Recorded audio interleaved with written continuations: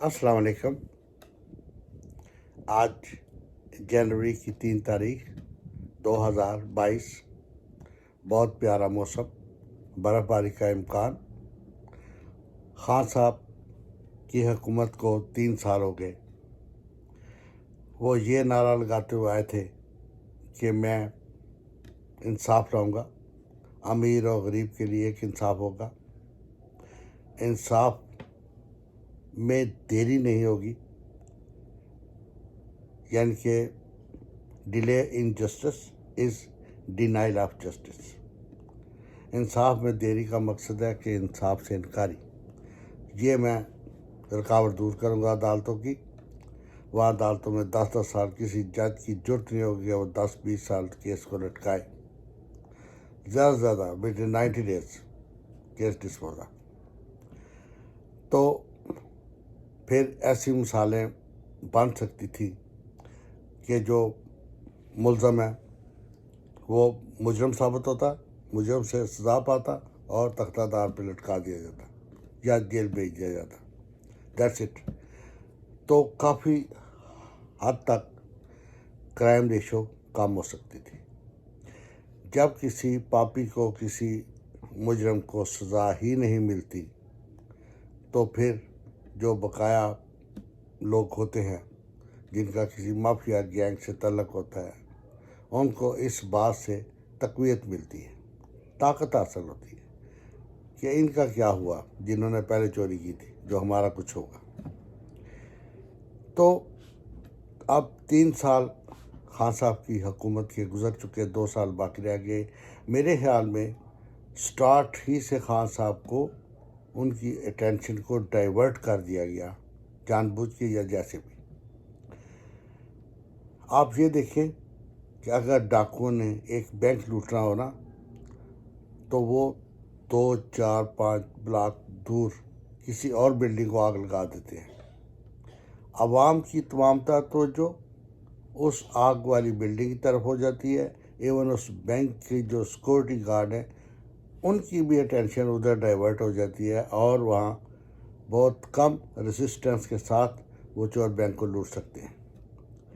उनका मकसद बिल्डिंग को जलाना होता ही नहीं, उनका मकसद तो बैंक को लूटना होता है। जस्ट आग किसे लगाई, अटेंशन डाइवर्ट की जाए। अब आप देखें कि आप एक किसी चोर को पकड़ लेते हैं अपने घर में, उसको कमरे बंद कर देते हैं और पुलिस को फ़ोन करने लगते हैं, तो वो कहता है मुझे छोड़ दो, मैं चोरी का माल वापस कर देता हूँ। तो अब तो आपके पास इख्तियार है कि आप उसे कहें मैं नहीं छोड़ता, मैं नहीं छोड़ूंगा, मैं तुम्हें जाने नहीं दूंगा, मैं तो तुम्हें कानून के हवाले करूंगा। और आपको ये पता हो जो पुलिस आएगी वो इसको कानून के मुताबिक सज़ा देगी। लेकिन अगर आपको पता हो कि जो पुलिस आ रही है वो इससे मेरे घर का माल जो है वो तो पुलिस मालखाने में रख लेगी, कि अदालत में साबित होगा तो ये माल उधर पेश करना है, तो फिर ये चोर साबित हो, ऐसे सज़ा मिलेगी और फिर आपका माल आपको वापस दिया जाएगा। आपका पुलिस आकर माल भी लेगी, चोर को भी लेगी। अदालत में उस शख्स ने वकील किया और शाबाश निकला, आपका माल भी उधर मालखाने में ख़राब हो गया, चोर भी बाहर दंदनाता फिर रहा है और आप ख़तरे में आ गए हम हाँ, क्योंकि चोर बाहर आके आपको धमकियाँ देगा। So this is the bad and worst situation of our society. अगर आपने चोर को पकड़ा हुआ है, उसको कमरे में बंद किया हुआ है, आपके पास ताला चाबी सब कुछ है, तो आप उसे कह सकते हैं मैं नहीं छोड़ूंगा। अगर आपने चोर को पकड़ा ही नहीं, चोर आपकी गिरफ्त में ही नहीं, और आप कहते हैं मैं नहीं छोड़ूंगा, तो ये कैसे एक मजाक सा लगता है। तो अब आप देखें, खान साहब मेरी दानिश में आई मे बी रॉन्ग और आई मे बी राइट, फैसला आप पे मैं छोड़ता हूँ। अगर खान साहब आते ही सबसे पहले उन्हें पता चल गया कि मुल्क बैंकरप्सी के दाने पे है, तो वो इन बड़े 2-3 जो हैं सरगना ڈان، جیسے عدالتوں نے بھی کہا کہ یہ تو مافیا کے ڈان ہیں، ان کو اپنے پاس بلاتے عوام کی بہتری کے لیے، یہ نہیں کہ ان کی نیت خراب ہوتی، ان کا ایک کمرے میں بٹھاتے، چائے پلاتے اور کہتے میرے بھائیو مجھے پتہ ہے آپ نے یہ رقمیں لوٹ مار کر کے فلاں ملکوں میں لے گئے ہو، یہ واپس کرو، میں نے جو IMF کا قرض ہے وہ اتارنا ہے، میں نے یہ قرضہ عوام سے پیسے لے کے نہیں دینا، کھایا آپ نے، آپ واپس کریں، اس کے بدلے میں آپ پیسے دے دیں، جانا چاہیے جائیں، عیش کریں، عوام کو آپ کی ضرورت نہیں، عوام کو اپنے سکون اور اپنے پیسے کی ضرورت ہے۔ تو میں ایک مثال دیتا ہوں، اگر وہ لوگ پیسہ واپس کر دیتے اس ڈر سے، کیونکہ اس وقت تو ان کی بہت عزت تھی، they have ruled over the country for the last 25 years، تو جو جماعتیں 20-25 سال حکمرانی کر چکی ہوں ان کو اپنی عزت کا پاس ہوتا ہے، تو وہ شاید اس وقت وہ رقم ساری واپس کرنے کو تیار ہو جاتے، ساری رقم نہ سے اس کا 75% بھی واپس کرتے تھے، تو میرا خیال ہے کہ عوام کے سروں سے یہ IMF کا آدھے سے زیادہ بوجھ اتر جاتا۔ ان کو چھوڑنے سے نقصان کیا، فائدہ کیا؟ شرط صرف ایک ہوتی کہ آپ نے پیسے دے کے پاکستان میں نہیں رہنا، آپ بیرون ملک چلے جائیں، اور میرے اقتدار حکومت کے بعد آپ آ سکتے ہیں، وہ اس آسرے پہ کہ ہم پھر جب آئیں گے پھر الیکشن جیت کے بن جائیں گے، وہ پیسے دے کے نکل جاتے، اور IMF کا جو بھوت ہے یہ ہمارے سروں سے اتر جاتا، اور عوام جو ہے وہ سکھ کا سانس لیتے، اور جو ٹیکسز ہیں وہ لگانے نہ پڑتے، IMF کا اتنا پریشر نہ ہوتا۔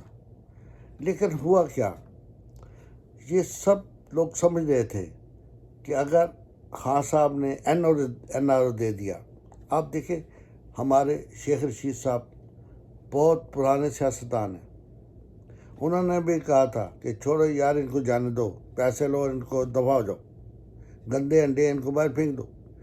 تو اتنا معتبر سیاستدان، کیا اس کی سوچ غلط ہو سکتی ہے؟ نہیں، لیکن جو مافیا تھا، گینگ تھا، انہوں نے فوراً وہ جیسے چور ڈاکہ تو بینک میں مارنا ہے لیکن ساتھ بلڈنگ کو آگ لگا دیتے ہیں تاکہ ٹینشن ڈائیورٹ ہو، انہوں نے سب نے یہ شور مچا دیا کہ خان صاحب NRO نہیں دیں گے، خان صاحب NRO نہیں دیں گے، تاکہ وہ ذہنی طور پہ تیار ہو جائے، اور خان صاحب نے بھی کہا میں NRO نہیں دوں گا، میں چھوڑوں گا نہیں۔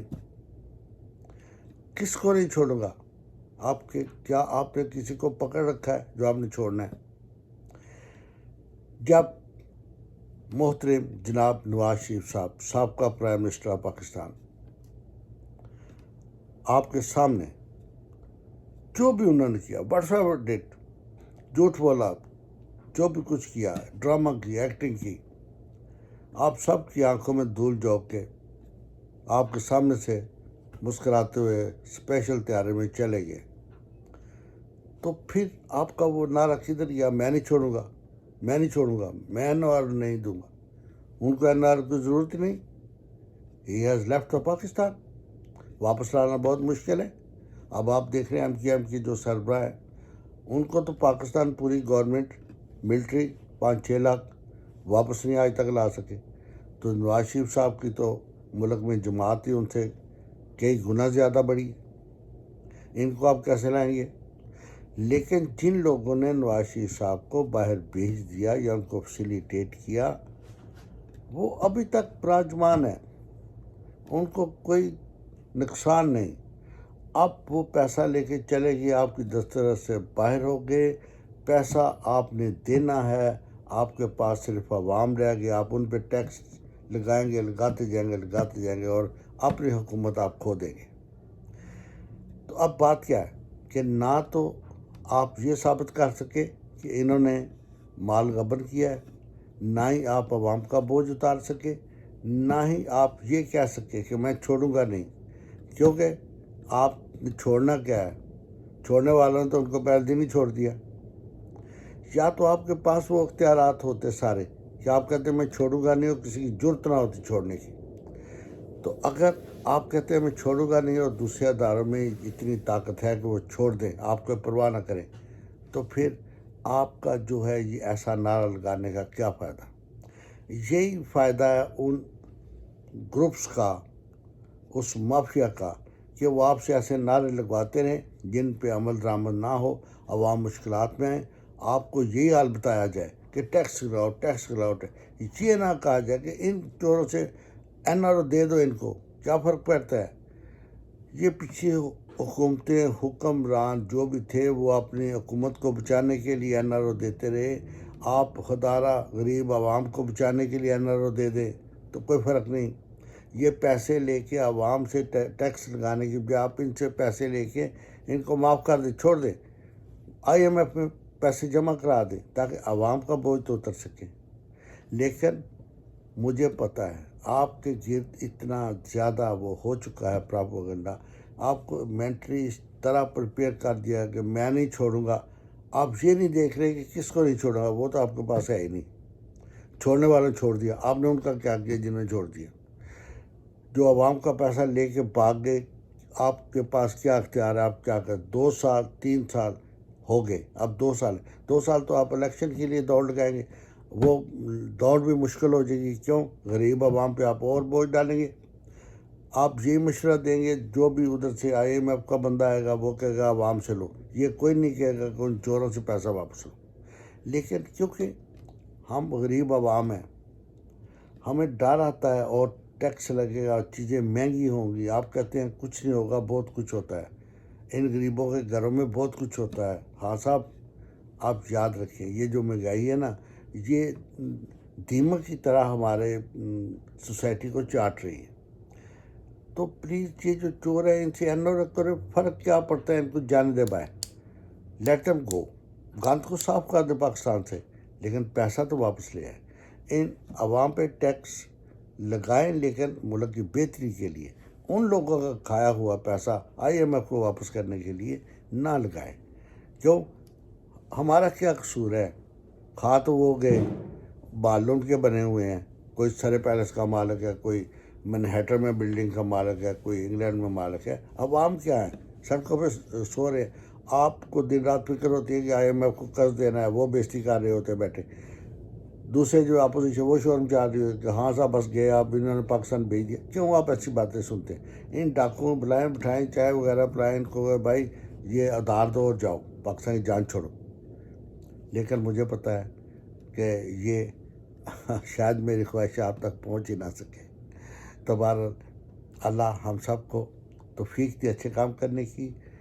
اور نیا سال آ گیا، آئیے ہم فیصلہ کریں، ہم پاکستان کی ترقی، اپنی جو ہے سوسائٹی، اس کی بہتری اور فلاح و بہبود کے لیے کام کریں گے.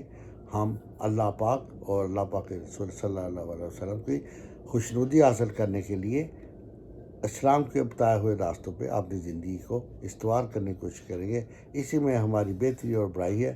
پلیز اگر آپ ہاں صاحب سے کسی کا بھی کوئی رابطہ ہے تو بریف کریں، شاید جو ہیں غریب عوام ان کا کچھ بوجھ ہلکا ہو سکے. پاکستان زندہ باد.